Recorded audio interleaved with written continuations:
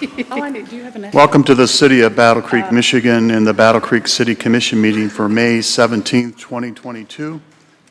It is a minute after 7 p.m. right now. We welcome you to our City Commission meeting. We're going to have a moment of silence for our invocation, and then we'll have the Pledge of Allegiance led by Commissioner Sophia. If you'd be so kind to stand if you're able to at this time.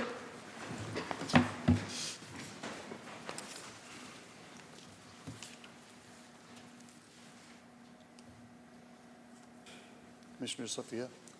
I pledge allegiance to the flag of the United States of America and to the republic for which it stands, one nation, under God, indivisible, with liberty and justice for all. Thank you, Commissioner. Next item on our agenda is a roll call. Madam Clerk, when you're ready. Commissioner Blood? Present. Vice Mayor Ferris? Here. Commissioner Herring? Present. Commissioner Lance? Here. Mayor Banky? Here. Commissioner Morris? Here. Commissioner Reynolds? Present. Commissioner Sophia? Here. And Commissioner Zenda Wilson is traveling. Thank you, Madam Clerk. You're welcome. We have two proclamations tonight. The first one, I'm going to like to call Carl Fetters up. And then we have one for the Burma Center. And is Par here? I don't see her. I don't see her. She may be here shortly. So, Carl, come on forward.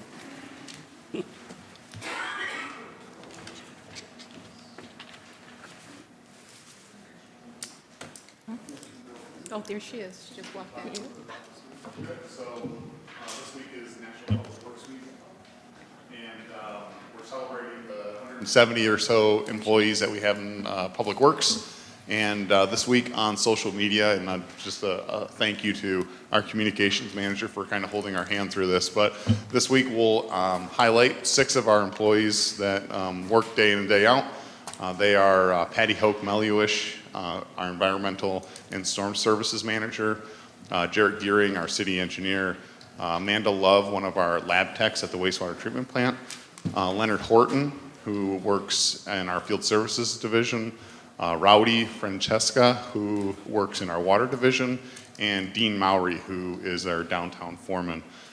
Tomorrow, the City of Battle Creek's Department of Public Works at 170 Kendall Street will have an open house from 4 o'clock to 6. This is weather dependent, so it looks like it's going to rain in the morning, but we're hoping that it clears out for the afternoon. And at that event, we're going to have equipment staged, largest equipment up to snow plows down to our robots that we put in the sewers. We'll have some demonstrations. We'll have our hydrant hysteria team that will construct a hydrant in less than 2 minutes. Pretty interesting stuff. And we've got some giveaways that the commissioners have on their desk here that we have. And probably the most exciting thing that we have, we're going to be giving out our exceptional quality biosolids compost class A, which has recently passed all the tests that our regulators have put on us. And so while supplies last, we'll be giving samples of that compost out. So come down and join us, and we'll have some snacks and some music. And for 2 hours, we'll show you what we can do. Carl, thank you very much, but I do have a question for you. Back in January, you and I were in a meeting together, and you said your signage in the city of Battle Creek is second to none. Can you tell us something about what your DPW guys are doing when it comes to signs? Because I have noticed it now. I think our signage throughout the entire city is really improved. So tell us a little bit. So we have a crew, and they're dedicated to just servicing the signs throughout the city of Battle Creek, and they check every 10 years. We replace signs, and that is because the retro reflectivity on the signs over time just kind of fades away. Signs become crooked. So like you said, it's a kind of a pet peeve of mine, but drive around Battle Creek and notice how straight the signs are and how reflective they are, and then take a drive through a township and see how good we do. Well, it is impressive because I've also noticed that signs on streets, if you're going 40 miles an hour, are a little bit larger than if you're going 20. And that's something that, as I get older, I need to be cognizant of. So thank you very much. I think these are things that people appreciate knowing about our community and what we're really planning ahead, and that's very important. So I'd like to read this proclamation on behalf of the City Commission. And whereas public works services provided in our community are an integral part of our neighbors' everyday lives, and whereas the support of understanding and an informed community is vital to the efficient operation of public works systems and programs such as water, sewer, streets, engineering, records, and fleet services. And whereas the health and safety and comfort of the Battle Creek community greatly depend on these services. And whereas the quality and the effectiveness of these services, as well as their planning, design, and construction, are vitally dependent upon the efforts and skill of the public work employees. And whereas efficiency of the qualified and dedicated personnel who staff the Battle Creek Department of Public Works is materially influenced by the people's attitude and understanding of the importance of the work they perform. And whereas the Battle Creek City staff work through our website, social media, regional media outlets, and more to educate our neighbors about the Department of Public Works services and staff. And whereas the 2022 theme from the American Public Works Association is ready and resilient. Therefore, on behalf of the citizens of the City of Battle Creek, we do hereby proclaim May 15th through 21st, 2022 as National Public Works Week in the Greater Battle Creek area, and we urge all neighbors to recognize our public works professionals, engineers, managers, and employees for the substantial contributions they make to protecting our health, safety, and quality of life. And once again, on behalf of the City Commission, we say congratulations, Carl, and hopefully we can have someone.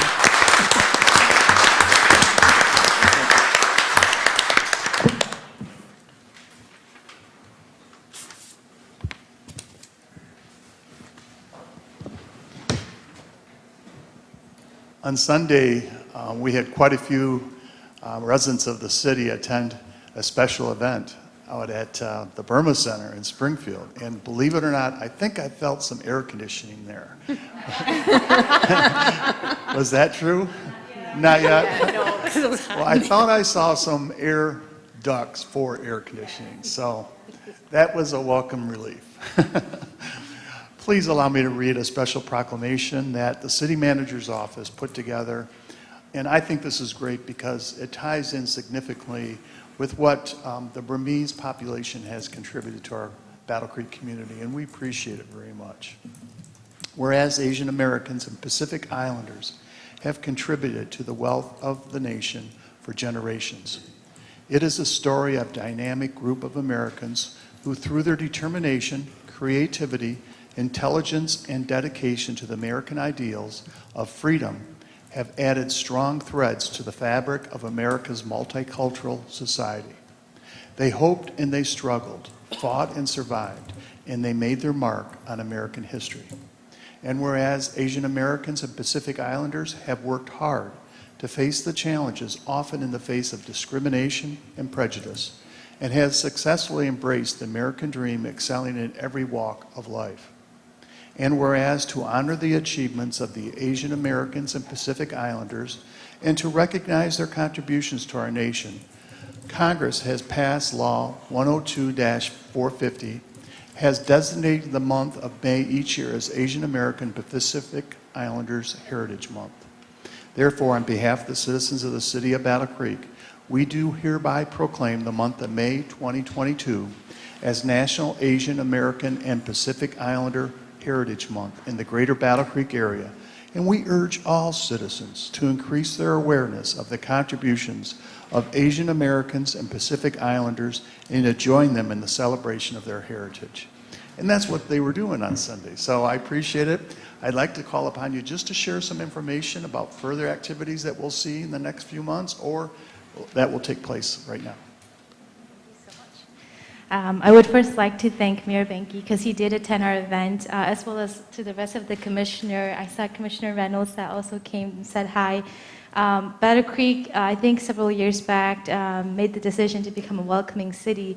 And I must say that every year we're starting to feel more included, just with your presence and your support and everything that we do. So thank you to the city leadership, to the government, as well as to the residents of the city of Battle Creek. Thank you from the bottom of our hearts. As far as upcoming events, We have College Night that's happening on June 10th, celebrating the achievement of our high school and college graduates. So if you are passionate about higher education, we welcome you to attend the event.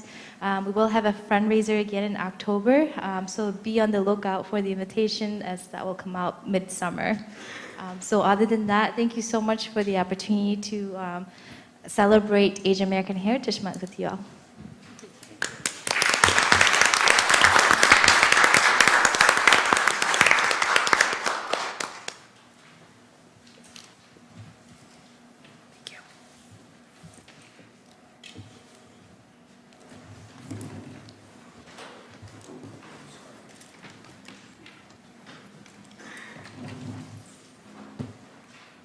Okay, next item on our agenda is our presentation on Calhoun County Consolidated Dispatch Authority Strategic Plan for 2023-2021.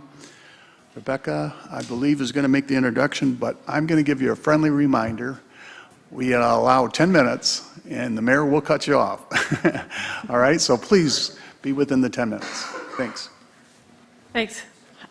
Mayor and Commissioners, thank you very much. You received a document earlier this week or late last week. It's a strategic plan from the Calhoun County Consolidated Dispatch Authority, and their director is here tonight, Michael, and he would like to say a few words about the Dispatch Authority. So, Michael. All right, thank you, Manager. Thank you, Mayor and Commissioners. As stated, my name is Michael Armitage. I am the Executive Director of Calhoun County Consolidated Dispatch Authority. I've been with the authority since late August, and I'm happy to be here serving the residents of Calhoun County. For those that may not be aware, the Calhoun County Consolidated Dispatch Authority was formed back in 2009, and it's my belief that it has maintained its goal through that process of providing quality service to the residents of Calhoun County and also providing efficiencies of a centralized dispatch system. Last year alone, just on 911 calls, we answered over 100,000. We also accept text to 911 and received about 2,000 of those messages last year. As a department, we dispatch for 19 fire departments, 6 police departments, and 1 EMS agency. We provide medical instructions, including CPR, to callers when they call 911. And with the consolidation, our funding model is kind of a hybrid system. There's about 60 cents, or there's a 60-cent phone charge every month on phones that are registered in Calhoun County, along with the primary source of our funding is billing to local municipalities for the services we provide. So when I started here in the county, I started working on a strategic plan for the center, looking over the next 10 years to determine what the needs are going to be for not only central dispatch in the 911 system relating to call handling, but also the broader public safety spectrum, because we also need to be able to communicate and provide that information to our first responders. So during this process, a lot of consideration went into the needs of our agencies that we serve along with the residents. We received feedback from our governing board, from our agencies, and from our staff in developing the strategic plan. And some of the highlights that I wanted to point out, and first off, I do believe that this is a very transparent plan. I did not sugarcoat things that I believe do need improvement and do need to be focused on. And I think that's important, especially since our communities are paying in with the service fees, to have that transparency. So some of the things that we did identify that need to be addressed include the radio coverage for first responders. When we consolidated dispatch, one thing we did not consolidate were radio systems. And right now we have a hybrid of radio systems that are used throughout the county. Law enforcement is on the state system, which is the Michigan Public Safety Communication System. Fire departments are on VHF system, which is a very antiquated and older technology. And in fact, when I first started back in the fall, we received some free equipment from Jackson County because they were decommissioning their system, and we needed the parts to continue to maintain our radio system on that VHS platform. So that in and of itself creates a couple challenges. One, that the technology for the fire department dispatch is not as reliable and robust as we would like to see it in a public safety system. And also, being on disparate systems like this, police officers can't communicate with firefighters and vice versa, which creates problems, obviously, when working on a scene. And we saw a lot of that, not only through 9/11, but through Katrina and other events nationally and locally. So one of the considerations is replacing that system that is becoming end of life. The other things that we do need to address is our computer-aided dispatch system. That is the system that we use to intake all of our calls. It has all of our response plans, and it gives us recommendations. It's really the backbone of our operations to be able to dispatch the appropriate units in a timely manner and record all that information. So both the radio system that I just mentioned and the CAD system are reaching end of life and are in need of replacement. So that was all considerations when looking at the strategic plan and what we're going to need over the next 10 years to be able to continue to operate and provide the best service to our communities and to our first responders. So one of the things to consider is the Calhoun County Consolidated Dispatch Authority is an authority to not receive ARPA funds. So we do not have additional income from that source to be able to help fund some of these capital improvements. Another consideration is an overhaul of the radio system also means that first responder agencies would need to replace their radios. So as part of what we looked at, this plan would include the replacement of radios for first responders. So right now, every department pays for their own radios. They're programmed differently. This would bring all the radios that are in the hands of first responders on one radio system with the radios purchased and maintained by the dispatch authority, which would relieve not only cost for maintaining those systems to our local agencies, but it also, again, ensures that we're on a common radio platform, and a lot of departments would not be able to make that investment on their own because of the price of digital radio technology. The proposal is to switch over to the MPSCS, is what I mentioned earlier, that law enforcement is already on. That is the state system. That brings us efficiencies because we would need to build additional towers to bring the coverage to what we need it to be. Right now there is lack of coverage in some areas of the county. So we would have to build on towers, but because there's already a base of towers in the county from the state, it's a lot cheaper to do that than it would be to try to build our own 800 megahertz digital system. So to address these needs, the Board of Commissioners did approve to put on the ballot on August 6th a millage of 0.98 to fund 911 for 10 years. So for a home with a taxable value of $87,500, that's about $85 a year. In comparison, there's been previous asks for a surcharge. A $3 surcharge would be an additional $115 for a family with 4 phones. The funding model would reduce local contributions by 71%, so our fees to municipalities would reduce by approximately 71%. And as I mentioned, would bring the significant investment in a new radio system for our first responders, the purchase of radios, the upgrade of our CAD system, and other needed improvements. Currently around us on the state system, because that's another important component, is being able to talk across county lines. Eaton County, Berry County, Kalamazoo County is now switching to the MPSCS. Jackson County is already on it. Hillsdale County is going to their voters for a similar project to go to MPSCS. And Branch County just upgraded to 700 and 800 radios on a system that's compatible with MPSCS, but not the MPSCS. So as you can see, we are starting to become an island when it comes to communications.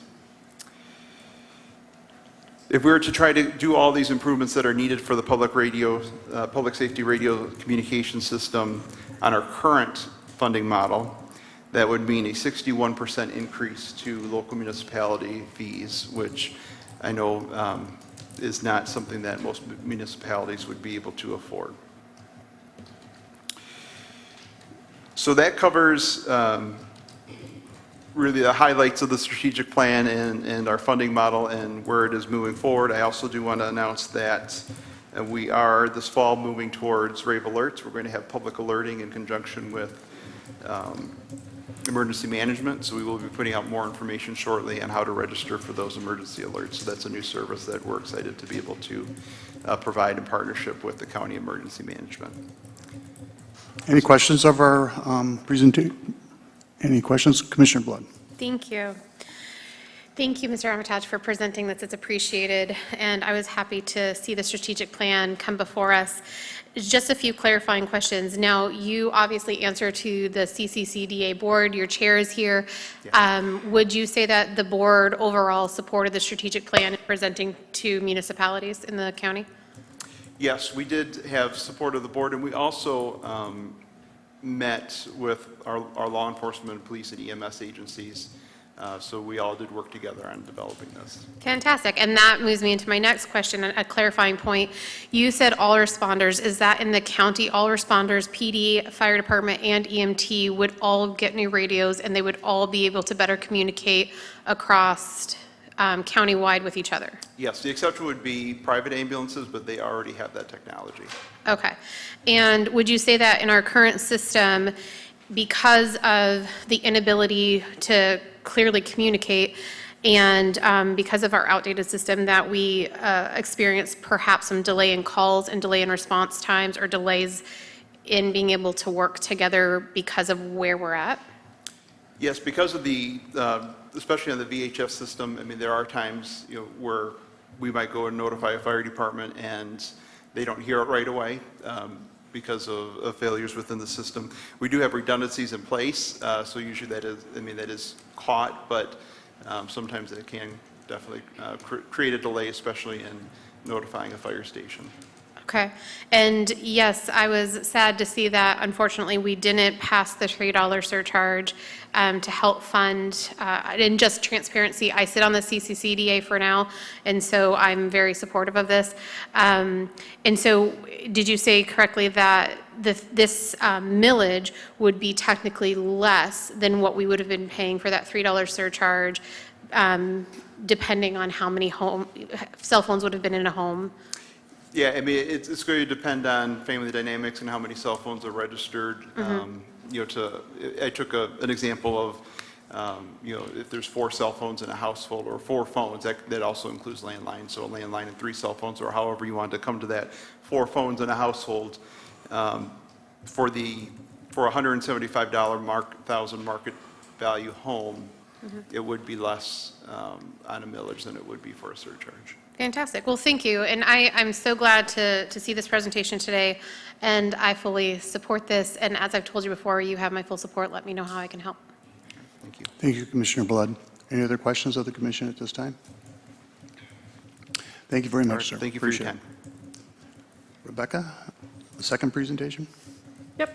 Thank you, Mayor. I appreciate that. So I get to introduce to you Mr. Richard Bullock. He's in charge of our inspections division, our inspections manager, and he's going to tell you a little bit about inspections. And he is a part of the Community Services Department, so Marcy Gillette is here as well, but I will turn it over and introduce you to Mr. Rick Bullock. Good evening, Mayor, Commissioners. I'm here to speak a little bit tonight about the inspections division that services your community. The inspection division is in place to provide the enforcement of building codes that are enacted by the state of Michigan. Talk into the microphone. That are enacted in the state of Michigan. These codes are enacted throughout the entire state, and each municipality has the ability to choose to enforce them or have the state enforce them. The city of Battle Creek chooses to enforce them ourselves. Municipalities are also assigned a building code effectiveness scale through an ISO rating system. We just recently completed our rating and was able to maintain our rating of 4 here. What that represents is a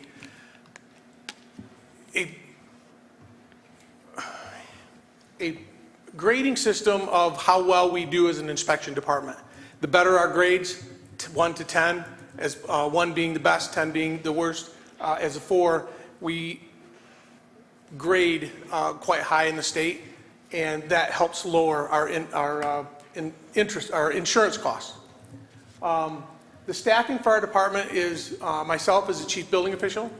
We have a building official and inspector who primarily works with commercial inspections and plan review, a building inspector who does residential plan review, and then a mechanical, electrical, and plumbing inspector, and 3 permit technicians that service the community, citizens when they come in downstairs. And then we have 2 subcontract inspectors right now who are an electrical and a plumbing inspector. Our inspectors, all inspectors go through a 3-year cycle with ongoing continuing education requirements, and that 3-year cycle is changes for each of us each year. Each one of us are a different year that changes those cycles. The division responsibilities include to enforce the residential commercial code, residential mechanical code, the fuel gas code, electrical, plumbing, property maintenance code, the fire code, Michigan Barrier Free Code. We handle all the applications for approvals, plan reviews. We do pre-development meetings with contractors, customers, both residential and commercial, who have questions about what they can or can't do, or concerns that they have when trying to bring their project to the city. We do code complaint investigations, enforcements, and then also certificate of occupancies for any new businesses that might come into existing structures. We do dangerous building enforcements. We assist at structure fires if there's a dangerous building. We assist with police raids if there's a concern about the condition of the structure when they show up on scene. We do licensing renewals. We also assist Calhoun County Health Department when they have issues coming up with properties that they have in the city, when there's orders to vacate or concerns with drugs and the kind of things that go on in houses of that nature. And then we also assist in special community events, the Field of Flight, the Balloon Festival, making sure that the things are safe there when activities are going on. We put together a trend of permits over the last 5 years. This slide will show you across the city. You'll see a couple spikes in the permits on the orange color. Those represent the damage that was done during the hailstorm of 2019. So there was an increase in permits due to the number of roofs and siding and damage to structures that was done during that time frame. And then we've gone through and broken that down by the NPC groups. So NPCs, individual NPC groups will see not only the permits that was issued in their area, but also down below at the bottom you'll see some inspection numbers that were conducted with regards to those permits through the different NPC groups. And you'll be able to see as you go through what NPCs were kind of most impacted by that July storm because of the spike in the permit numbers through those 2019, 2020 years.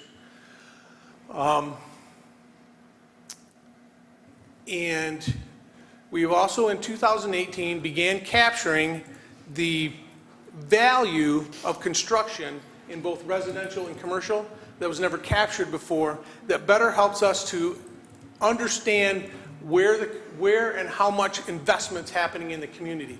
That helps across a number of the departments to better understand where services may be needed as our growth either expands or contracts depending on different factors.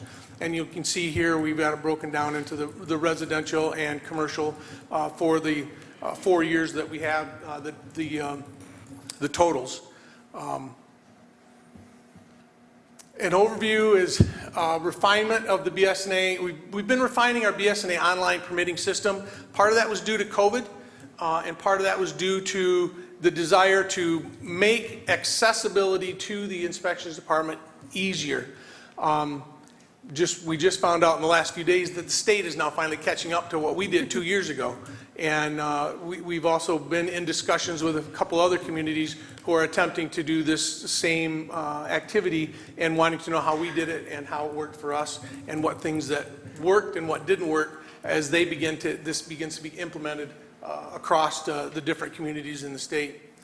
We're continuing our ongoing meetings and trainings with area inspectors. We actually recently just picked that up due to the COVID shutdown, and we were off of that for a couple of years, but we now have our scheduled meetings up and going again. This year we've replaced all the laptops for the inspectors in the field. They were getting older, and we're having problems with battery service and just issues overall from the age of them. So we began replacing those this year. Through the COVID process, we also implemented, and we're actually the second one in the state to get it up and rolling, was the virtual remote end inspections for certain projects so that we could continue to provide services when the shutdown was going on, that we were able to allow and assist in keeping projects moving along that needed to be going when the shutdown was happening through that time frame. We've recently purchased and moved from paper plans and processes to all digital. In that process, we've purchased large monitors for the inspectors to do their plan review on. We no longer take paper applications or paper plans. Everything is digital now. And we've also been converting in the last year and a half all of our older microfilms, CDs into digitized media that makes it much easier to retrieve and to share with the public or someone that might need that. We're working on improving communications with various departments for a smoother workflow for the citizens. And we've also recently purchased some additional safety equipment and put some protocols in place for the inspectors as we've become more aware of CO2 being used for moving products, primarily the breweries and soda machines that use large canister CO2 that if they produce a leak in a basement type area or a low area can produce CO2 poisoning. And so now they have testers on that they can take with them that alert them if there's a problem so that we can keep our inspectors safe. Moving forward through the next year, we will continue to offer these development meetings. We're going to host some additional community trainings and work sessions. We're going to continue to improve the content of the website to make it easier to use and put more information on there for the citizens to help, for them to better understand and to learn what is required through the building code process. As we also begin moving into this year, we're going to start seeing code change cycle coming up, and we're going to see new codes coming into place over the course of the next year and a half. We're working on some redesign of the trade permit applications to simplify those. We've worked towards using the Advent system to do a scorecard for the demolitions that go on in the city. And then we also want to work towards an international accreditation for our inspections department. And part of that is training through ICC and additional trainings and processes that we need to do there that will accredit us through recognized across the nation as an inspection department. Success for us looks like the inspectors feel supported in helping to make Battle Creek safe and a desirable community. Inspectors have the necessary time, resources, technology, and the ability to spend time with the individuals, whether that's a contractor, whether that's an owner, whether that's a homeowner, so that they feel like they're being helped through the process and not being driven through the process. We will continue to commit to seek opportunities to improve our policies, our practices, and our procedures, and increase public education, transparency, and accountability. That's a bit about our inspection department. I think we've done a really good job of working towards making the department more user-friendly and getting positive feedback from the community on what we've accomplished in the last few years, and really excited about the things that we want to look for going forward. Any questions of Rick? I just have a few. So, looking at your report, what would you say the trade union, trade groups are saying about the inspections department? Are they? I do not see any data from them. Do you survey them? Are they pleased with you? I work with a lot of contractors, and we know how contractors are, and they have certain opinions, and particularly about inspections and the building department in the city of Battle Creek. So I have personally experienced a much greater positive feedback. We certainly run into issues now and then that deal with, just recently we had an application that come in that staff got busy and it got missed, and it kind of sat there for an extended period of time. So we're working processes to fix that, so that doesn't happen again. But the feedback that we're getting from both citizens and contractors and owners alike is the increased ease with which it is to work with the department. The ease with the online systems to make applications, to schedule their inspections.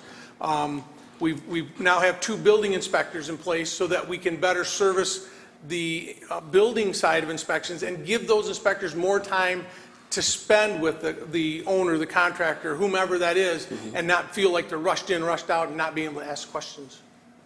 So I guess my follow-up to that is, it sounds all well and good, but from a data perspective, what kind of timings do you guys track from the date that somebody pulls a permit to the inspection period to the correction period, if any? And what I guess from a review perspective, those are some things that I think would be very helpful to the future commissions to really determine your efficiency, whether it's been moving down from 100 days to get a build done to 50 days, whether you're having citations or what you're doing from the date of a permit is pulled to the date it's completed to occupancy. Those are the things that I think this commission should see to determine efficiencies, other than you telling us that you're efficient and such. And I'd like to see what the trade unions have to say about working with the department, because they're the ones who work mostly with you. So just some food for thought. And we certainly can come up with those in the future. Those are all things that are tracked through the BSNA system. It's just what do we need to determine, what do we need to pull out and what do we need to provide, because there's a vast number of different information that could be pulled from that. Sure. Thank you. Thank you, Commissioner. Commissioner Reynolds? Thank you, Mayor. I have a question as far as reaching out to the community to educate them on what they need to look for and how to protect their properties and keep their properties up. Are you going to planning commission meetings? Are you just dealing with individuals, or are you meeting in group sessions, or is that on the plan to do that? So was it 3 weeks ago, I worked with Amy Rose from the Calhoun County Land Bank, and we put on a program for individuals who are looking at the own your own home process that they have. And I did a 3-hour class with her and presented some information to assist them in their process of working through the home ownership process. We're working on and providing some additional pamphlets that will be available downstairs or online that puts more information out there to help explain more of the pieces of different construction types. The first thing we came up with is the deck guide that helps people work through what the deck requirements are. Putting together a pamphlet that's only 10 pages long rather than trying to pull a book out that's 1,000 pages. And so putting together some documents that help explain in a more layman's terms what those requirements are, so they're not trying to dig through the code book to find those. Have you thought about maybe mailings as well? Because some people are not, do not have internet or computer skills, just to get that information out. You said they were online.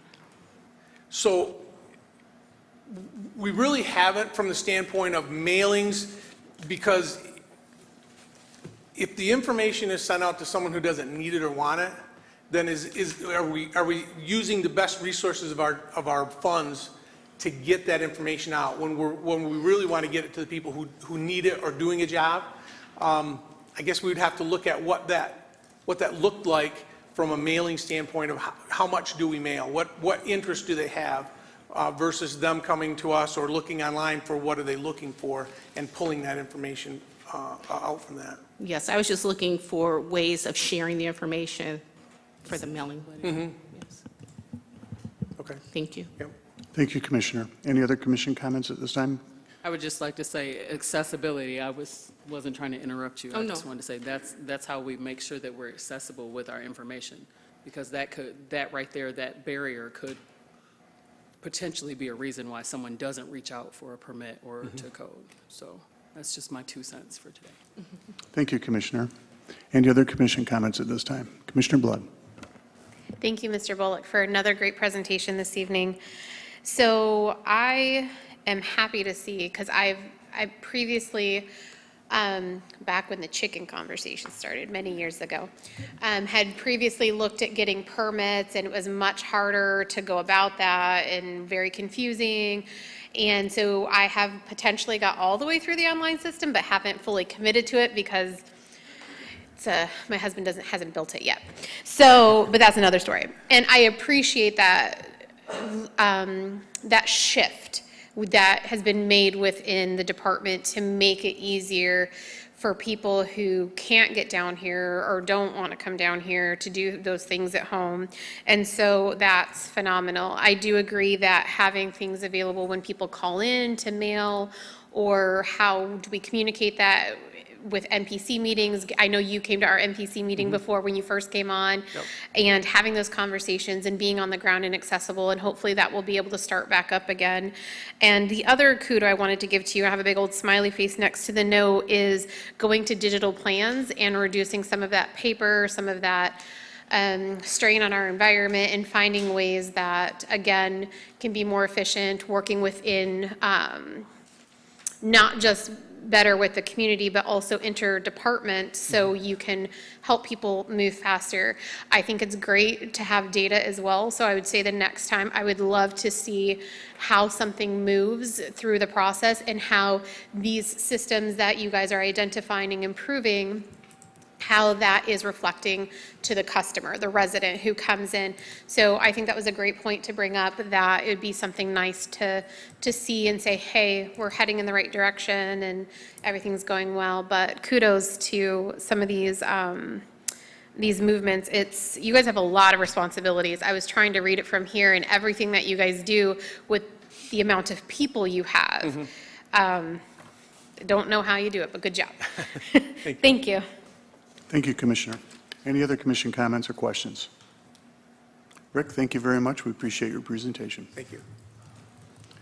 Next item on our agenda is Chair noting any added or deleted resolutions. Madam Chair. Resolution 393 was revised to add John Benzix, who will be replacing Raymond Morris. Thank you very much. Next item on our agenda is petition, communications, and reports. There were none. Thank you very much. Next item on our agenda is a public hearing. Madam Clerk, when you're ready. The City of Battle Creek is seeking to help rehabilitate the building located at 660 Capitol Avenue Southwest. The current building suffers from functional obsolescence and is no longer able to achieve its highest and best use as a modern building. The potential developer has expressed interest in using available economic development tools to assist their efforts. One of the economic tools available in the City of Battle Creek, due to its status as a core city, is the obsolete property rehabilitation tax abatement, where the property qualifies as obsolete property in an obsolete property rehabilitation district. This public hearing is for the purpose of receiving public comment on a proposed establishment of obsolete property rehabilitation district number 19 for the City of Battle Creek. Declare the public hearing open. If you'd like to make public comment on the subject of this public hearing, please raise your hand and wait for us to acknowledge you, and then come forward to the podium where you'll have 3 minutes to make your comment. Please state your name and address before making the comment. Are there any public comments at this time? Yes, ma'am.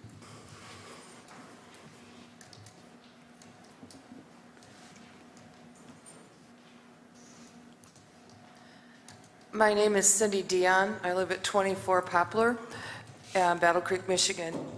The establishment of the obsolete property rehabilitation district, I approve of that. It gives developers a way of getting these properties back into serving useful purposes within the community.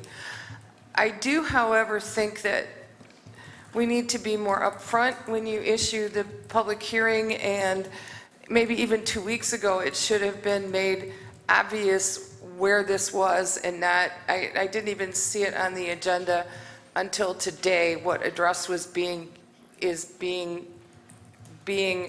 recommended for this process. And secondly, I want to encourage that the city of Battle Creek maintain accountability in this process. Make sure that these people do what they're supposed to do and to keep everything on track. I just don't like to see people, you know, a developer being given free rein to just wait and wait and wait and not do what they say they're going to do. So I encourage us as a community to establish a board, a regulatory board that would oversee this. Thank you very much. Thank you for your comments. Are there any, yes?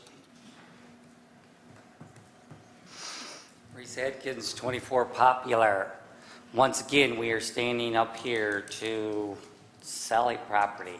It is the old Lakeview Hardware.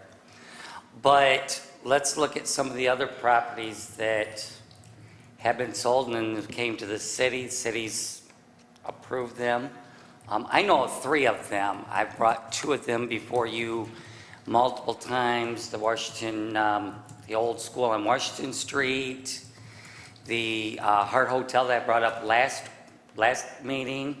And then there's a 3rd one that I just remembered that they came and did beautiful plans to turn the old, it was an office retail store downtown on Michigan Avenue that was going to be a rock climbing place. All 3 of those have yet to even been done. You know, we don't see any evidence of anything like that being done, and here we go wanting to take another property inside the city of Battle Creek and say, here, developers, we're selling this to you.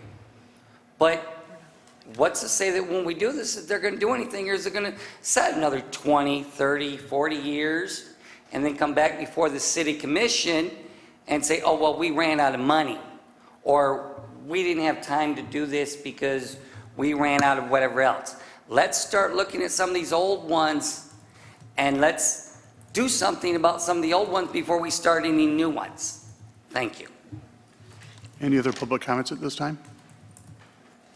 Seeing none, I'll declare this public hearing closed.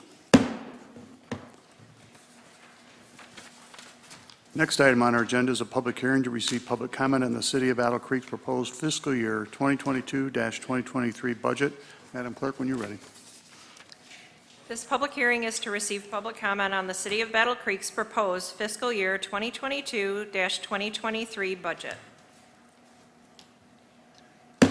Declare the public hearing open. If you'd like to make a public comment on the subject of this public hearing, then please raise your hand and wait for us to acknowledge you, and then come forward to the podium where you'll have 3 minutes to make your comment. Please state your name and address before making your comment. Are there any public comments at this time? Declare the public hearing closed. Next item on our agenda is public comment regarding consent agenda and resolutions not on the consent agenda. Comments will be limited to 3 minutes per individual. If you'd like to make a public comment regarding the consent agenda and resolutions not on the consent agenda, please raise your hand and we will acknowledge you to come forward to the podium. You will have 3 minutes to make your comments. Please state your name and address before making your comments. Are there any public comments at this time regarding the consent agenda and resolutions not on the consent agenda? Yes, John.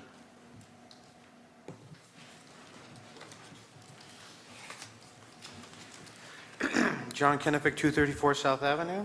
I have 2 resolutions that I want to speak about.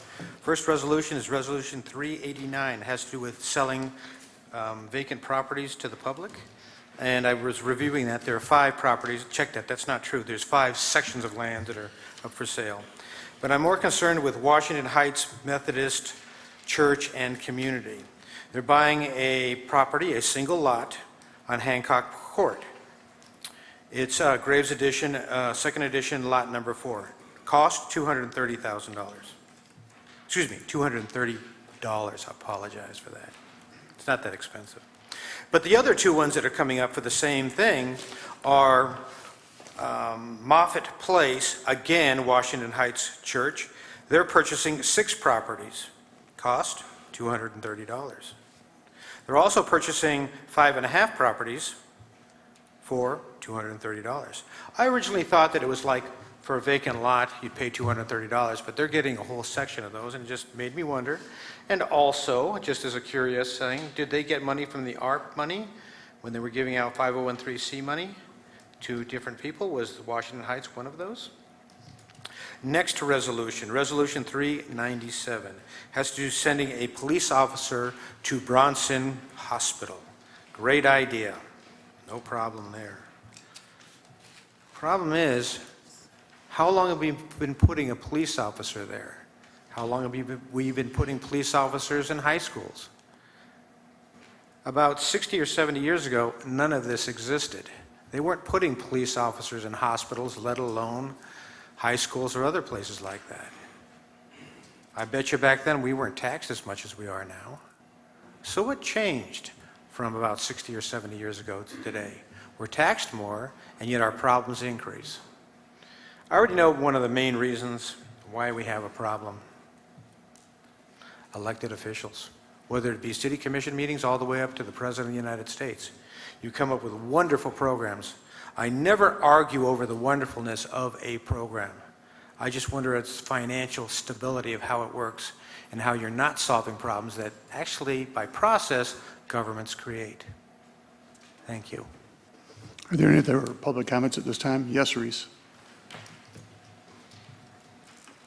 Reese Adkins, 24 Poplar, once again, 389, selling the 5 vacant lands. How many of them are we going to sell and not have anything done to them? The other one I've got is 397. We have a Battle Creek officer there now. If I'm reading this properly, they're talking about putting a second one in there. That means we're taking one of our police officers with a police force that is short-handed. I mean, they came up and said that this last time that they were short, so now we're going to take a second officer off the street to put in the hospital. I don't think we need 2. I think we need to stay with the 1. Thank you. Thank you for your comments.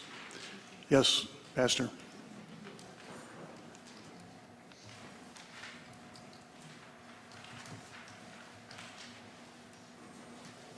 Good evening, Mayor, Commissioners.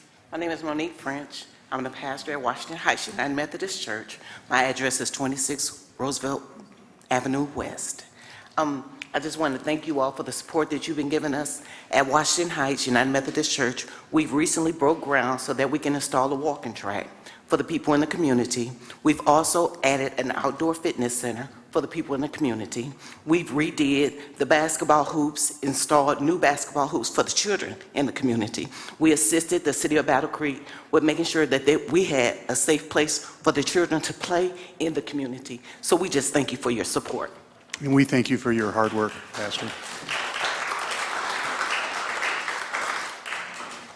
Are there any other public comments at this time? Thank you very much. Next item on our agenda is commission comment. Sir? I'm sorry, I didn't see you.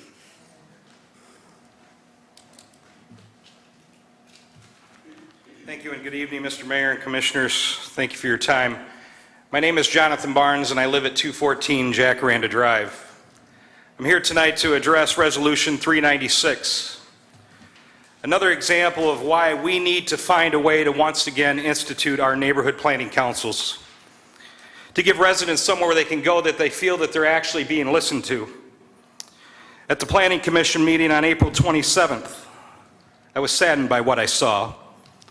After multiple residents expressed concerns, a former mayor asking for the commission to give a delay and do a site visit, along with our current mayor, making a motion to postpone for 2 months. A tie vote was taken, at which point the presiding commissioner basically guilted the members into having a motion to accept the amendment. However, as part of that, a couple great commissioners mentioned they'd like to see shielding done to protect the neighborhood, neighboring homes, and wanted to see a meeting held with our neighborhood. There was a meeting last night, and I want to thank you, Scott, for hosting that and your entire staff. I'm not quite sure about the shielding yet. Let me start by being very clear in stating that I, and I'm sure many of our neighbors, are not against the current proposed expansion. There is a definite need in our country and in our community for more places for our seniors, and particularly important to me is our veteran seniors, to find places to live. And the Ganton family have beautiful places, their staff is incredible, and they do a lot for our community. So expansion is not the issue here tonight. One of the problems the neighborhood has expressed to me is trust. And where does this expansion end? When this building was originally built, it was a one and done.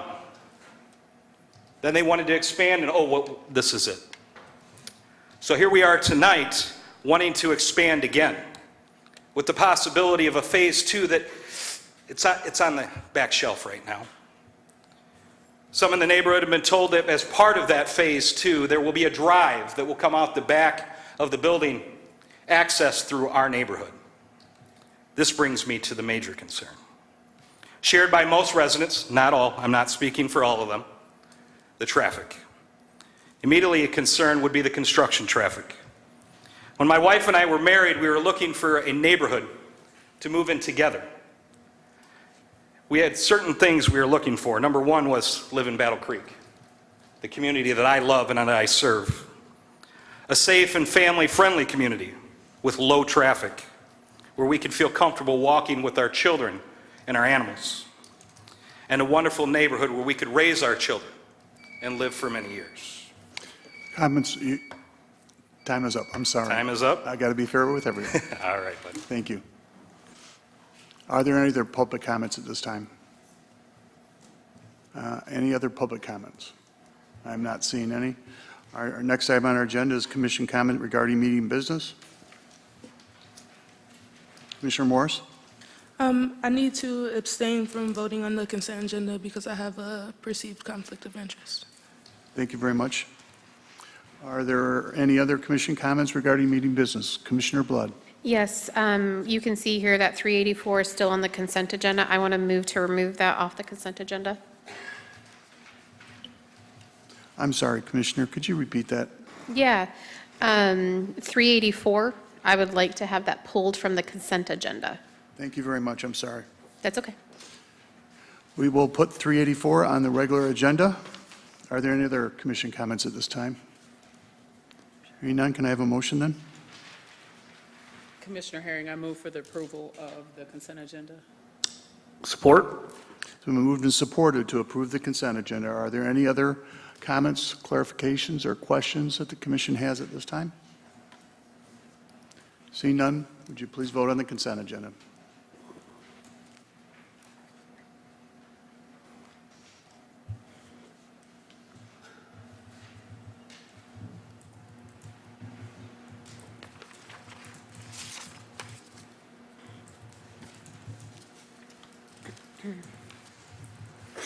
The consent agenda has been approved. Next item on our agenda will be Resolution 384. Madam Clerk, when you're ready. This resolution seeks authorization for the city manager to enter into a non-binding letter of intent to grant an easement on parcel number 3020-01-093-1 to Consumers Energy Company. I move for the approval of Resolution 385. Support? It's been moved and supported to approve Resolution 384. Commissioner Blood, any questions? Yes, thank you, sir. Thank you. And this might be to the city manager and possibly the attorney. So with Consumer Energy, reading the backup material, it looked as though they're wanting to build or place a building that would house battery backup, power backup. And I have some concerns that if that were to happen, how do we mitigate any damage from leaking batteries or any environmental hazards that might come up from that? So I would like to just open up to have that discussion. Hang on, yeah, so Commissioner Blood and I spoke about this. In the resolution language, it authorizes that a LOU be established and created by the city attorney, and we can insert language for concern about battery leaks and how to handle them in that LOU.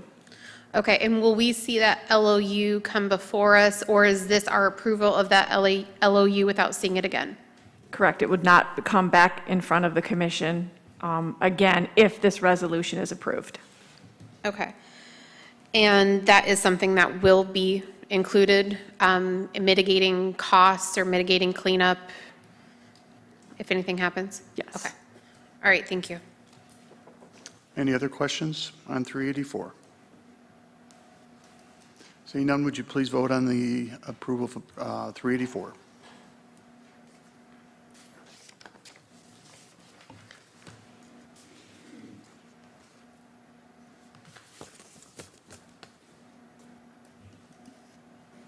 Resolution 384 has been approved. Next item on our agenda is Resolution 394. Madam Clerk, when you're ready. The City of Battle Creek is seeking to rehabilitate the building located at 660 Capitol Avenue Southwest. The current building suffers from functional obsolescence and is no longer able to achieve its highest and best use. This resolution seeks to establish an obsolete property rehabilitation district number 19. I move for the approval of Resolution 385. I support Resolution 394. It's been moved and supported to approve Resolution 394. Are there any commission comments or corrections? Yes, I Commissioner. need to correct that. So I said Resolution 385 instead of 394. That's fine. We got it now. I support 394. Commissioner Sophia? Yeah, City Manager, can you talk a little bit about Oprahs, how they work? Kind of a little, I understand that we're voting on a specific one on the agenda tonight, but can you talk about them overall? Sure, I'll do my best. Ted's probably more eloquent at this, but let me go ahead and give it a shot. First of all, this is a privately owned property, and they have a potential developer for the property, and they usually request economic development support if there's probably going to be a gap between what it would cost to redevelop and what the property can support. And so an OPRA, an obsolete property rehabilitation district, needs to be established for the commission then to consider granting an OPRA for a parcel or a series of parcels or et cetera in a district. So really this is an economic development tool for properties that need a little extra TLC. I think somebody mentioned that this is the old Lakeview Hardware location. And, there are, I think the proposed future use may need the assistance of an OPRA to make the pro forma, balance out, if I could use those words. I think what we're finding right now, too, is construction costs are incredibly high. And so like 30% higher than even some of our estimates for city projects. And so I think they just want to make sure that this tool would be available if and when a development plan is fully executed and plans are submitted as they look how to finance those. So it would allow a tax abatement on that particular parcel. And then Did I forget anything? No, that's good. I would just point out, as Rebecca noted, it is a tax abatement, right? So depending on, and again, this is the first step in the process. We don't actually have an application yet for this property, but depending on the amount of investment and the jobs created dictates how many years the potential OPRA would be in place. And a follow-up, if I might. So work actually has to commence. I mean, there is an agreement then that gets put together. It's not you get an abatement starting from day one. Is that an accurate depiction? Yeah, the developer in this case would have to make application, which obviously would ultimately end up in front of the commission. Timing of that application tends to be critical too, because you want to maximize the benefit of the full length of the OPRA. But yes, you're right. There's an agreement, a development agreement that's put in place, and then there was some comments earlier, ultimately, the developer would be subject to some monitoring on an annual basis to make sure that they are meeting the criteria of the abatement. Thank you. Thank you, Commissioner. Any other commission comments at this time? Commissioner Blood. Thank you. Wonderful question, Commissioner Sophia, because that spurred a question in my mind. With an OPRA, if we approve an OPRA and the developer comes and says, hey, we want a tax abatement, based on what I'm understanding and learning as a new commissioner, if that OPRA is approved and they've gone through everything what they needed to go through with the state, that is not something that essentially we could deny. The abatement would have to be passed. Is that correct? I think you might be confusing an OPRA with a PA 198 industrial facilities tax. Okay. And that's that process for industrial and manufacturing property. OPRAs are a little different. Okay, thank you. I needed that clarifying. So the OPRA doesn't necessarily guarantee a tax abatement. It really will depend. Yes. Thank you. Thank you, Commissioner Blood. Are there any other comments at this time? Seeing none, would you please vote on Resolution 394?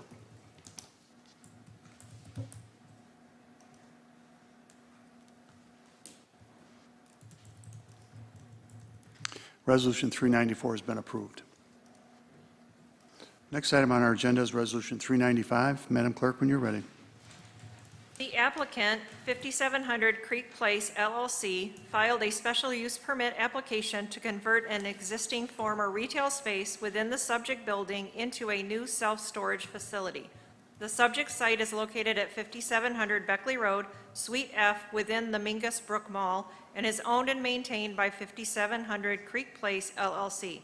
The site is located immediately to the southwest of the intersection of M66 and Beckley Road, with Suite F positioned at the southernmost end of the building. The site was developed with a single-story building in 1989 as a commercial retail use. The site currently sits vacant, with associated parking provided by Mingus Brook Mall owner, LLC. The site is located within the B2 Regional Commercial District. This resolution seeks to approve S06-22, a special use permit for a new self-storage facility within the existing building at 5700 Beckley Road, Suite F, in a B2 Regional Commercial District pursuant to Section 1251.42 and Section 1281.05 of the zoning code. I move for the approval of Resolution 395. Support. So moved and supported to approve Resolution 395. Are there any commission comments, questions, or clarifications? I just have just a couple of questions on this building. How long has it been unoccupied? This was not meant to stump you, by the way.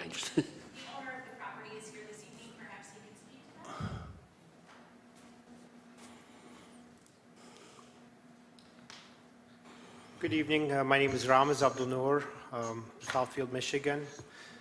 The last inhabitant of the property was Habitat for Humanity. They were a temporary tenant.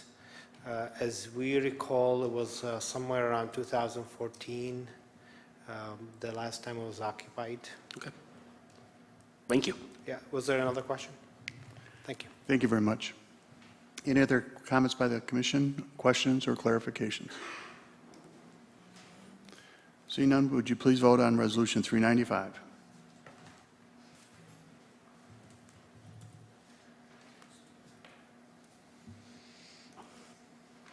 Resolution 395 has been approved. Next item on our agenda is Resolution 396. Madam Clerk, when you're ready. The subject parcel is 676,735 square feet, or 15.535 acres. A 49,799 square foot assisted living facility was built as an approved special use is located on the property. In 2011, the original 50 residential units were approved, and in 2015, an approval was granted for 10 additional residential units. From 2011 through 2020, the property was zoned R-1B, and assisted living could be allowed as long as the special use requirements were met. In 2020, the property was rezoned R-1A, and the use of assisted living became legal non-conforming residential, wherein which assisted living expansion is now limited to 25% of the existing facility square footage. This resolution seeks to approve S07-22, an amendment to a special use approval to allow additions to the existing legally nonconforming use of an assisted living facility in an R-1A residential zoning district at 14661 Helmer Road South. I move for the approval of Resolution 396. Support? It's been moved and supported to approve Resolution 396. Are there any questions, clarifications, or comments by the commission at this time? Commissioner Sophia? Thank you, Mayor. Who on city staff is here to answer questions about the Planning Commission actions? Can you?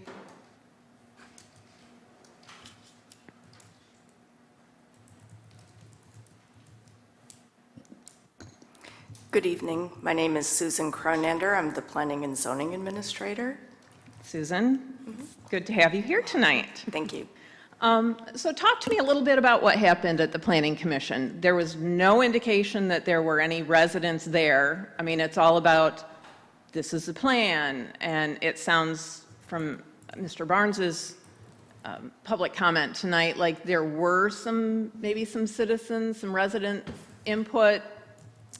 I don't see a vote that the Planning Commission cast that it was unanimous, it was 5-1, 6, whatever the vote might have been. It sounds like there was maybe not, there were some questions by the Planning Commission. Can you talk to us a little bit about those? There were citizens there, and they did speak. And the Planning Commission did acknowledge them and did listen to their concerns. I would have to think back, to be honest, about the vote. I don't think it was unanimous. I believe there was one, yeah. 5-1. Okay. As far as, staff and my role, of course, I present what's in the zoning ordinance to the best of my experience, knowledge, and interpretation. And the Planning Commission reviewed the report and reviewed, there are, I believe, 7 aspects to a special use that you have to review, which had been done in 2015 and 2011. They were the same criteria. And so they looked at those criteria and came to the same conclusion. So this project was before the Planning Commission back in 2011 and 2015 as it's being presented to us tonight? Right. Well, the original building was back in 2011, which was, I believe, 50 units. And then in 2015, it was 10 additional. And now they are requesting 6. As well as to expand their dining room area. You have to follow the same criteria for a special use each time. And each time the same criteria were approved. Okay, but it sounds like, as I understand it, there's a new access that's being proposed for this project? Is that accurate or no? no? Not for this project. Not for this project? No. Is that for the next phase? We have had questions asked about the zoning, but we have not been presented with any plans or any phase at this point. So the only access is off of Helmer Road right now. So as far as the people living there. Okay. So are you talking about access for construction or access for, access for the people living there and the daily coming and goings? That's off of Helmer Road. There is no other access for that. Okay. As far as the construction goes, that's going to be up to the property owner and the construction company, how they feel, is they can best access and safely access the property. Okay.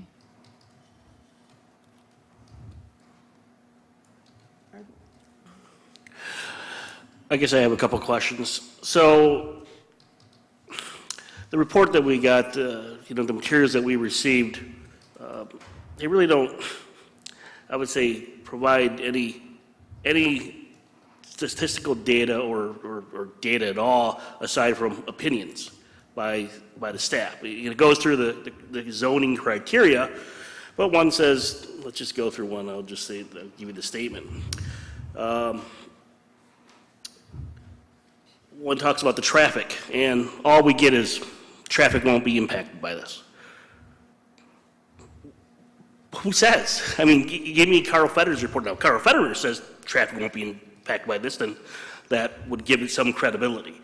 In fact, I do believe in the materials themselves, it said Carl Federer's and Public Works will do a study on that, but that's all it says.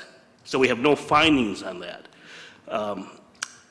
I'm very reluctant to approve this based on, I think, the lack of substantive materials on this. It also sounds like it was a pretty contentious meeting. I guess if the vote was 5-1, does that include the entire planning commission, or were there members absent? That was the entire planning commission at that point. Okay. Was one person absent? Okay, excuse me, I'm sorry, one person was absent. Commissioner or Vice Mayor? So I was there for the meeting, I'm on the planning commission, and most of the concerns that were put forth from the community members had to do with how their neighborhood functions. So major concerns about traffic, major concerns about safety of the residents and children that play in the area. We were told that there would not be a road from the neighborhood into this property. Based on that, at least in my own opinion, I thought that that would mean that they would not be bringing trucks through the neighborhood. They would not be bringing construction equipment through the neighborhood because there is not access there. There would not be access there. It would just be off of Helmer, like was stated. It would just be the entrance that they have currently, because we were told there would not be a road at the back of the property. What else? I'm trying to think of what else happened at that meeting. I'm sorry, give me just a moment.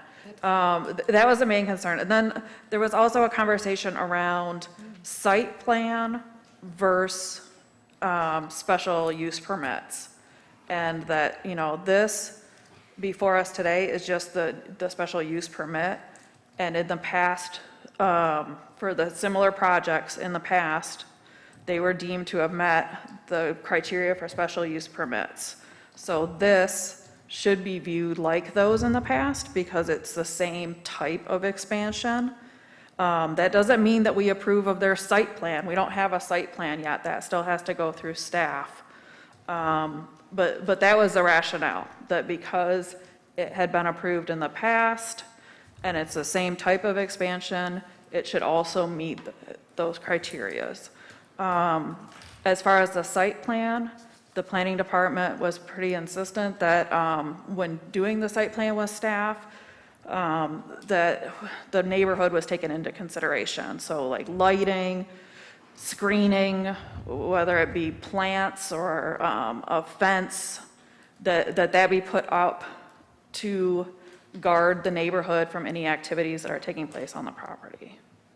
I think that was everything that, I'll stop. I think that was it. Commissioner Sophia, do you have another? So it sounds like I'm hearing two different things. It sounds like what Vice Mayor Ferris is saying is that you were told at the Planning Commission that there would be no access, there would be no construction traffic, there would be nothing coming through the neighborhood. What I hear her saying is that that is not, we don't know. Well, that's not up to us as far as the zoning. I understand that, but. Yeah. We were told directly there will be no road. And so that's, I'm going to take the man at his word that there will be no road. I will say though that on the. There is no road. There is no current road there. Right. And any site plan still has to be reviewed, so. So would those site plans come before us? No, they would be dealt with interdepartmentally. Well, I have reason to believe the road will be used, even though the road has been told by us that they're not going to use it.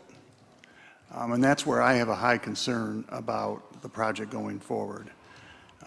If they were to use just the Helmer Road access to their property, I'd be supportive of it. But I really have a problem with the heavy trucks and employees going through the neighborhood and using the road. Sir? Commissioner Blood. Yes, thank you, sir.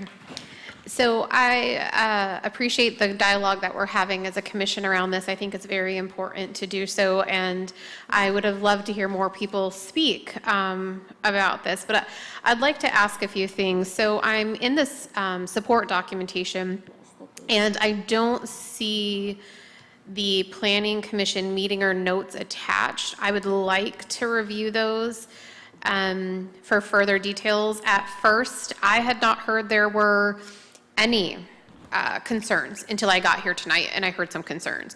And I hadn't heard any beyond what I heard today.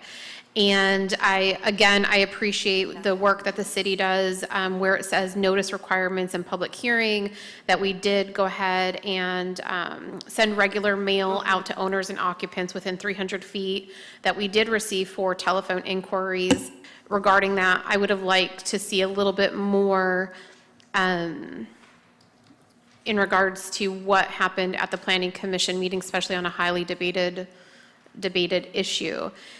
And I would also like to just publicly encourage any residents to reach out to all commissioners. You know, I'm over in my ward, and I don't always know what's happening in other areas, and I'm available not just for my ward, but for all residents, regardless whether you live in my neighborhood or not. I want to be able to support you.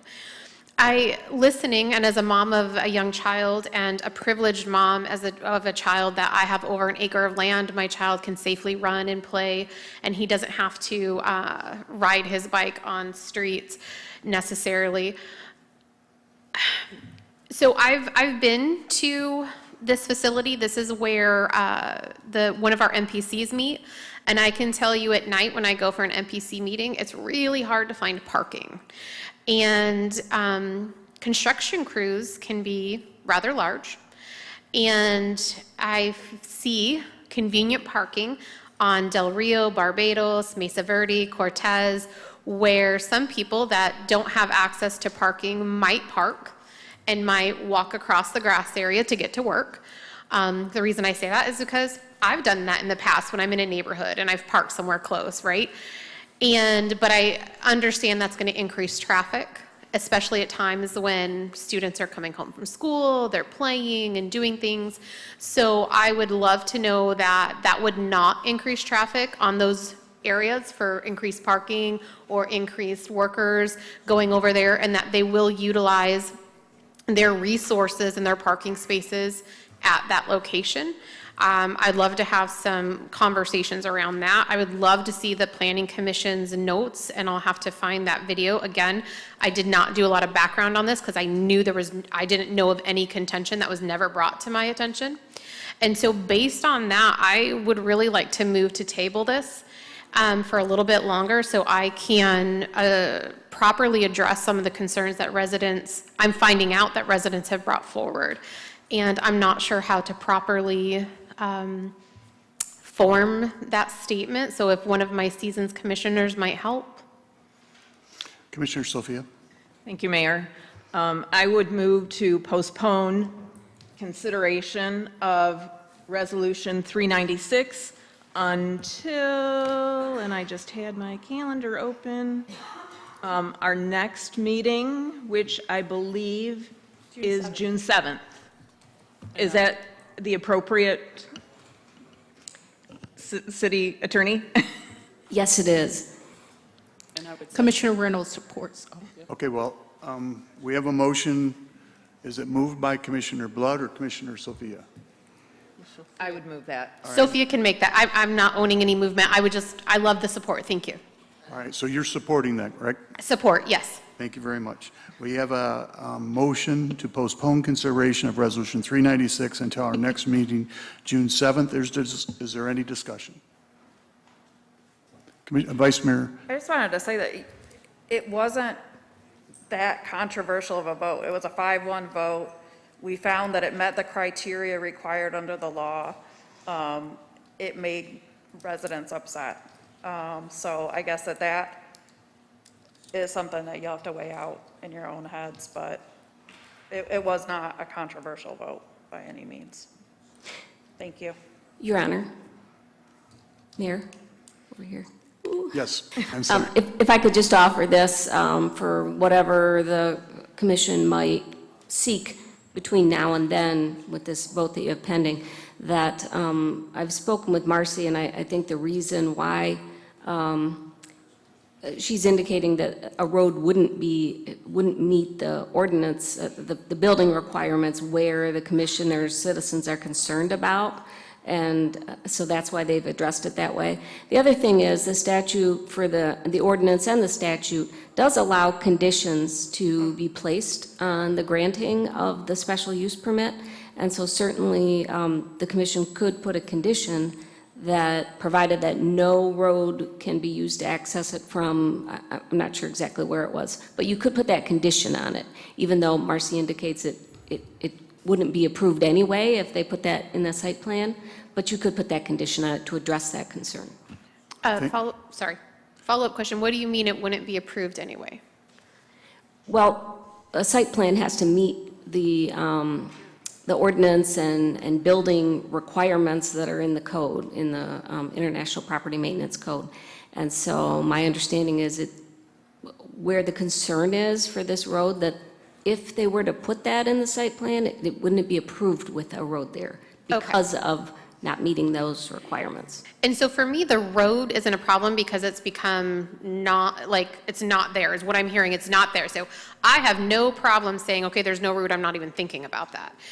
My concern is, can we put conditions into, and I'm looking at Marcy because I see her here and I can see her beautiful head.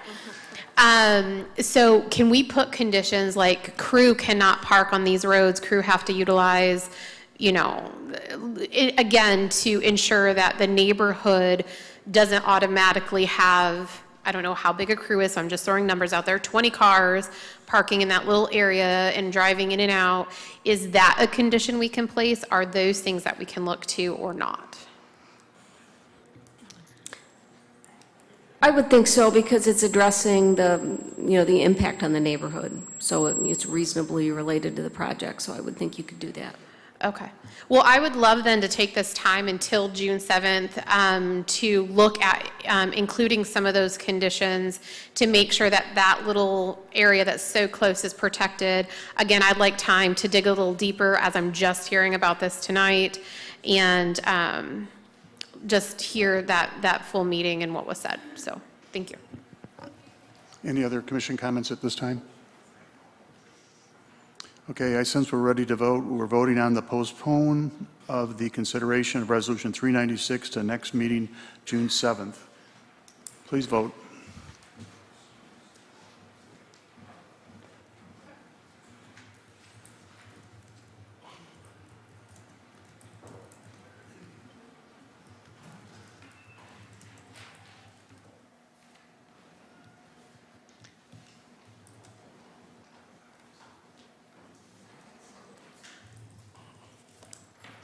The postponement has been approved.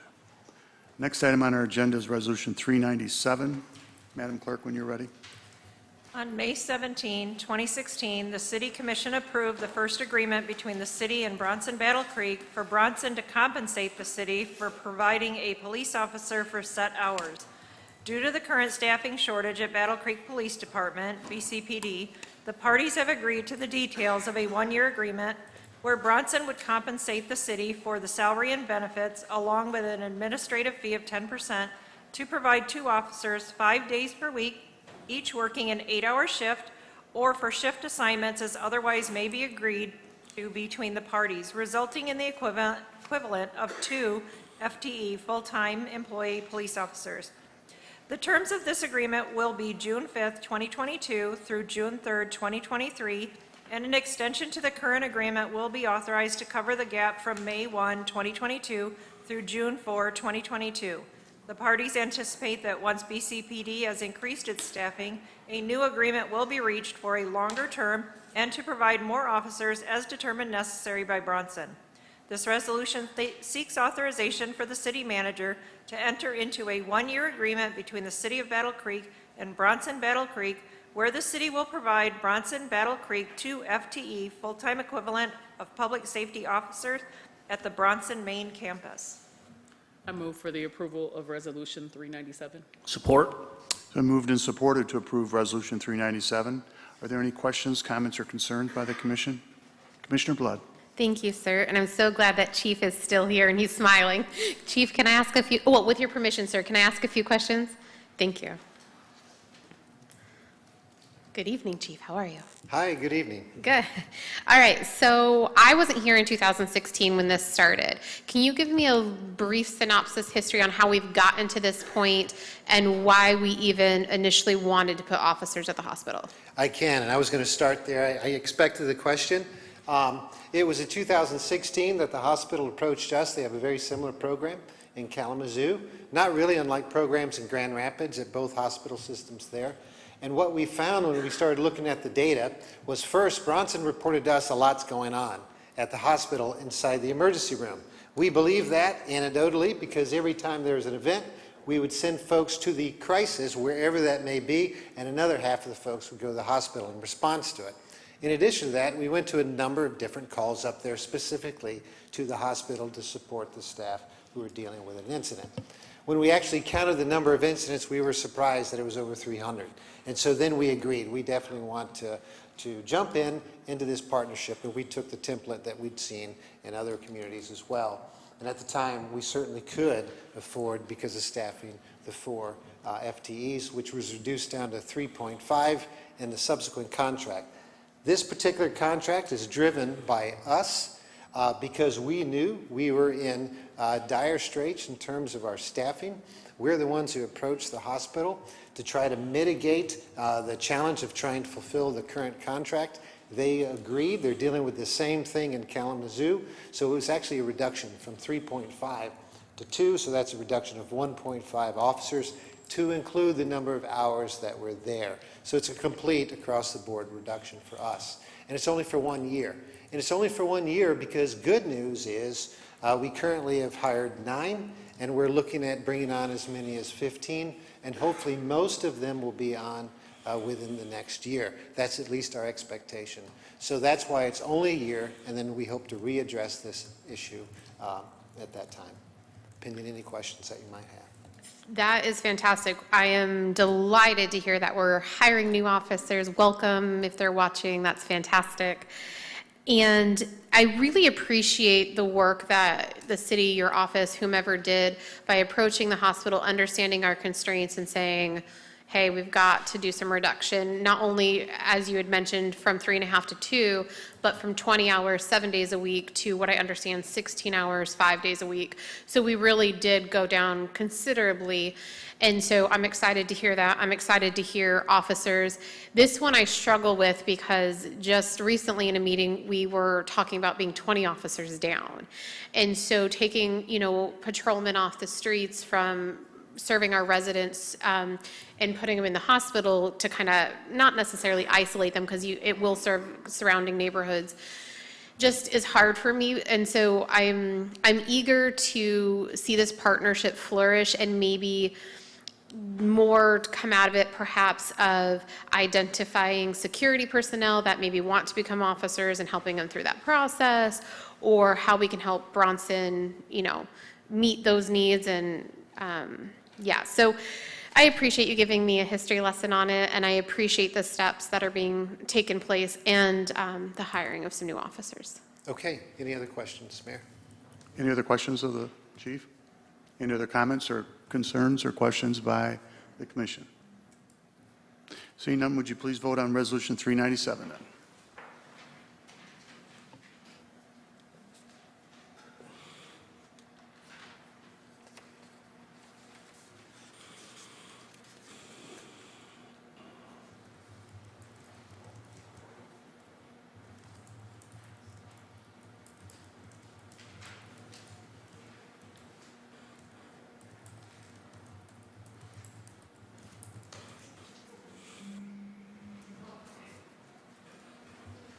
Resolution 397 has been approved.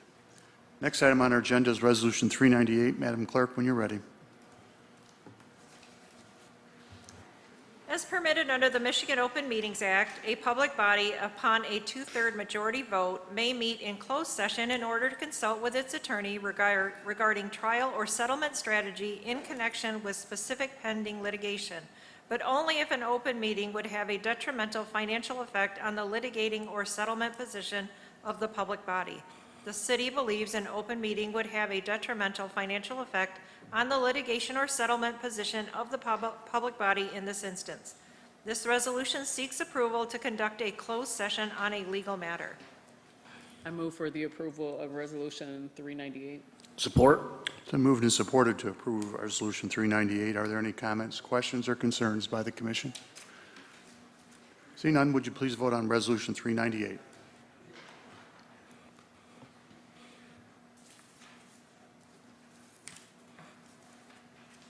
Resolution 398 has been approved. Next item on our agenda is general public comment.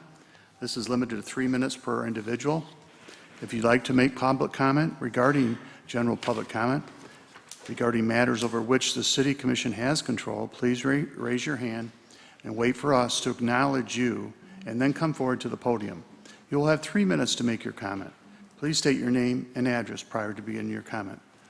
Are there any Yes, ma'am. Sherry? Hi, everyone. Thanks for what you do. So I'm just really glad to be in front of you today. My name is Sherry Sherbin, and my home address is 4393 D Drive South in Battle Creek, Michigan. My office address is downtown Battle Creek. I want to just mention in particular my support for the Calhoun County Consolidated Authority, Dispatch Authority. Wow, that got stuck on the way out, didn't it? At any rate, one of the things I just want to mention as it relates to that is because of that group coming together, we were able to develop a program called Help Home for Miles for Memories. And our office address for that is downtown Battle Creek, which is a community project fund of the Battle Creek Community Foundation. Because of law enforcement coming together from across the county, we were able to not only develop that program, which is indeed managed by the Consolidated Dispatch, but then additional program beyond that in terms of helping to find someone who may have wandered off with dementia that has now been brought home. What I can say is that since that program began and the creativity of everybody in that room, we've now been able to bring 133 people back home without an unintended visit to a hospital. So it has had an amazing impact, amazing. So just really supportive of that. The other thing I just really do want to mention really quickly is because of what I do, I deal with seniors on a regular basis. And what I do know for certain is that there is an intentional need for additional well-run adult care as assisted livings. And as I say that, one of the things to be aware of is that if every one of our loved ones that we hold dear that's really currently still being able to be taken care of at home had to move to a facility, this community could not handle the need.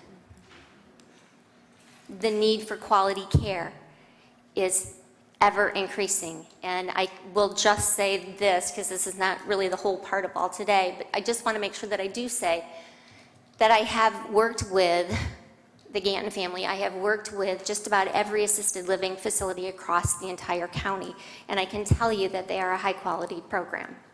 They care deeply about not only the residents, but also their staff, and they work really well with those other programs that are part of helping to provide a great program for those families, as well as the individuals who need that direct care. So just throwing that in there as well, and again, thank you for what you do. Thank you, Sherry. On this side of the room, is there any other public comment? Yes, ma'am. Hi, my name is Sharon Zapata. Thank you for having us here.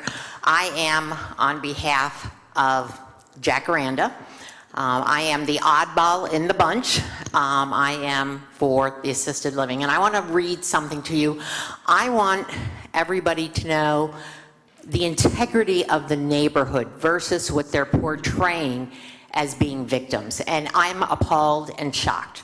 I have lived in Jacaranda for 7 years, and I have never had a problem. I don't see a need to put fences and bushes up. It's not a strip club. It's not a drug rehab. No one is running into our neighborhood. These people have a right to live in a nice neighborhood. They have the right to a nice view.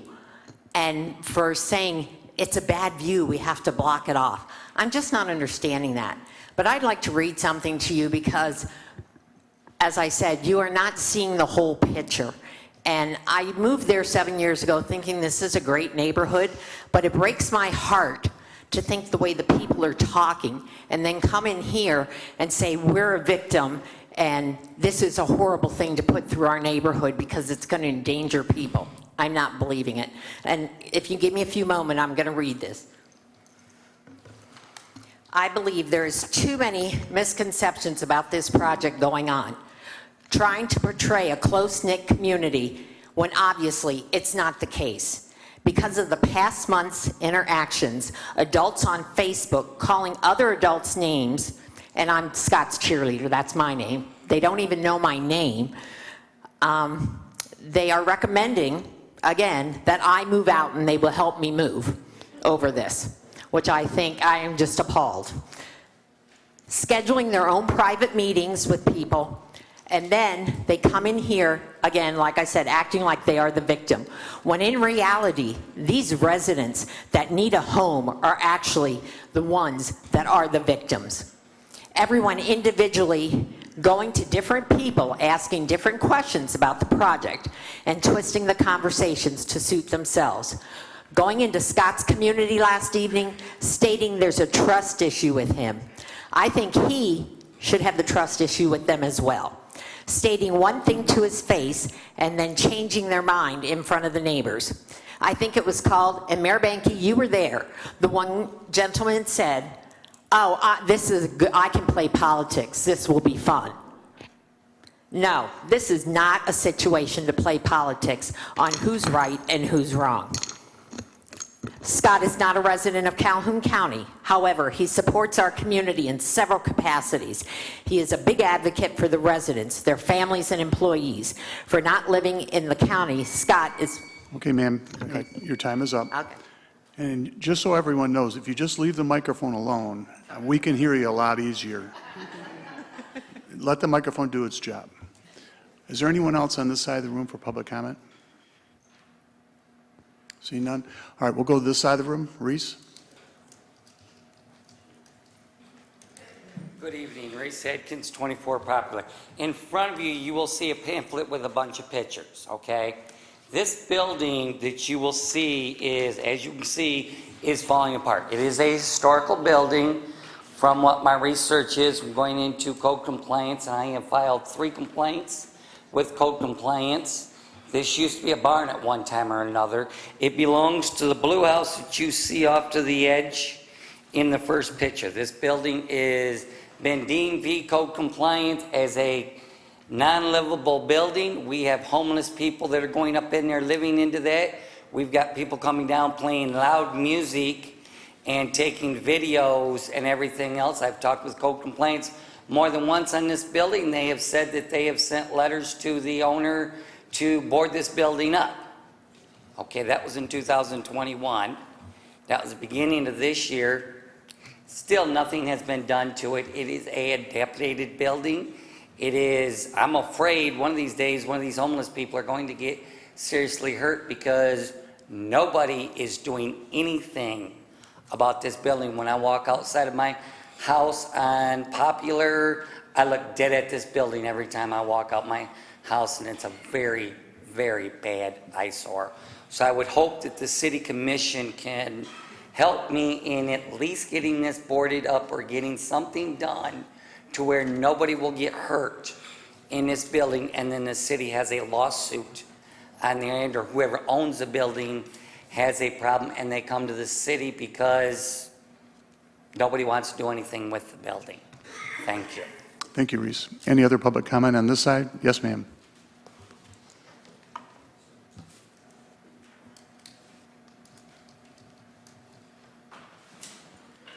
Cindy Dion, 24 Poplar.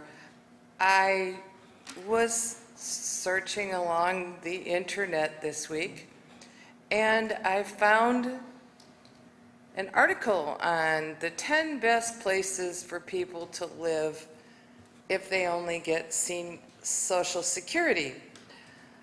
Wow, so I scanned through there. I wonder why Battle Creek can't be there, except we really don't have any affordable housing for seniors, marginalized people. And it seems like such a simple thing, and I'm going to keep encouraging us to work to become the community that solves the problems of the marginalized. Proper housing, proper health care. We have good health care, I can't say that. That we have what people need to make this a safe and wonderful community and a place where people would want to live. Thank you. Thank you very much, Cindy. Are there any other public comments on this side of the room? Yes, John.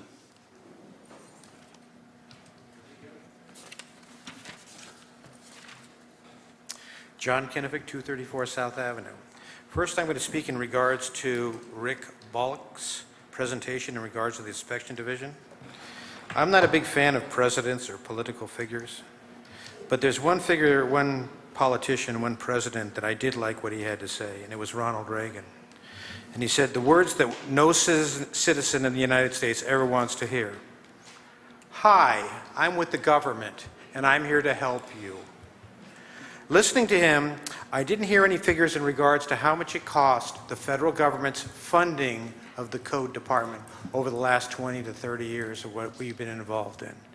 You haven't explained anything about, since it was put in place, how many houses were demolished after intimidating people that were the deed holders of that property. Third and last but not least, it was never mentioned the cost of the pensions paid for by code officers that are now retired. There's always a cost. That's one subject. Now I'm going to switch subjects. This is the 18th month of this sitting commission. You have solved or created three major concerns. In December 15th, Resolution 24, December 15th, 2020, I'll start again. In December 15th, 2020, Resolution 24 was passed. That's when this commission approved the swindling of $400,000 to give to the public, to give to the city government of Battle Creek and not the citizens who paid the bills. During COVID, there's a thing that's said about the mayor. It's a ceremonial position of the mayor. But during the time of COVID, the mayor of Battle Creek, Mr. Binky, spit on the United States Constitution in regards to the First Amendment. No commissioner stood up against him. But you did stand up and pass a situation where you said it's perfectly okay that people are only allowed to speak 3 minutes at a meeting when controversial or very involved subjects are involved. There's just not enough time. Finally, last but not least, this commission passed another resolution ordinance change that violated the people's property rights, the deed holders of properties. A government service from the government services of Battle Creek can step on private property without a warrant or without a probable cause. Doesn't sound too promising to me. Just a little while ago, last commission meeting, after the meeting, I was approached by a city commissioner. I listened politely. But until you stop getting and becoming less oppressive, you're not going to solve problems in this community. Thank you. Are there any other public comments at this time? Seeing none, we're going to go into commission comments. Commissioner Blood. Thank you. This has been a very emotional week again for our nation, and you inspired me, Chief, when you made some comments. And so if I could just borrow everybody's ear for a second. And if I cry, I'm really sorry. I'm going to try not to. Hate, like many, if not all emotions, is complex. Some psychologists would conclude that hate grows from fear of the other, the unknown. I would like to challenge our residents in Battle Creek to identify the others or the unknowns in their life that causes them fear. Once you've identified that fear, that unknown, that other, I then challenge you further to open yourself up to learn more. Open yourself up to research, dialogue, learning. It's easy to fear. Believe me, I know. It's easy to fear and run. It's easy to fear and attack from a place of hatred. That's only because we're not venturing into anything unknown. We're not challenging ourselves to grow and to learn. I challenge us to not lean on the easy anymore. These hate crimes in our country, in our city, they have to stop. I'm raising a young child. I have a child that's 21. He'll get mad that I called him a child. That's okay. And these crimes have to stop. To do that, we need to know our neighbors. We need to have relationships with those who are different from us, not just looking different from us, but thinking different from us, practicing different than our religion, eating different than us, walking different than us. I'm not suggesting that we're all going to agree, nor am I suggesting that we'll be best friends and have guacamole together, but that we can act from a place of wisdom rather than a place of fear and hatred. Take a moment and think about wise behavior. If we don't start being wise soon, we'll be in a place as a country where we won't want to be. Often, fear is based on assumptions. We don't know what we don't understand, and we don't know. And many of these assumptions can be wrong. I challenge us as a city of people who want to see different to actually act different. Maya Angelou said it when she said, "When you know better, do better." And my chiropractor that hangs in her office. And I try every day to do better. It's not easy, but I try. Again, I challenge us to act differently, to get to know those that are unknown to us, spend time listening and engaging in conversation, release our assumptions, and build bridges to a better future.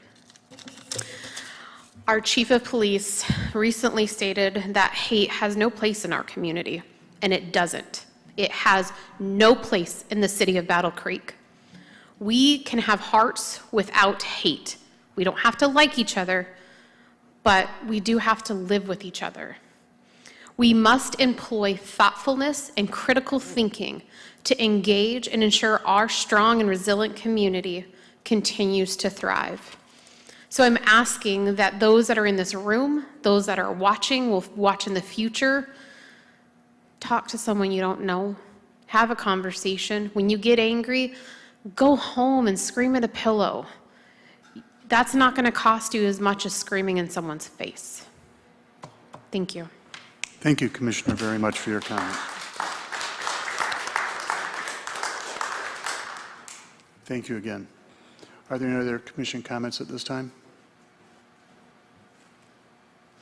If not, we're going to go into a recess, and we'll be back out as soon as we're done with the dialogue there. Thank you very much for being here tonight.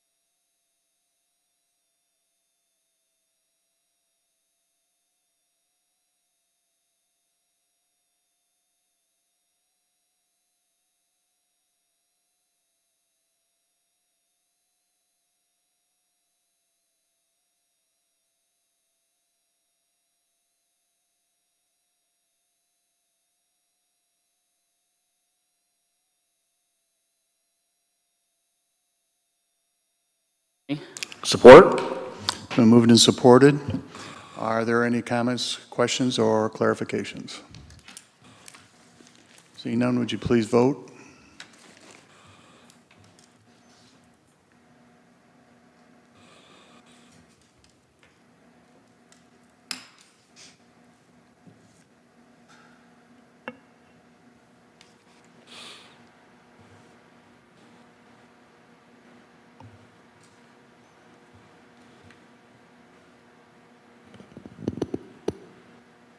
Commissioner Blood? Yes. Thank you. Motion has been approved.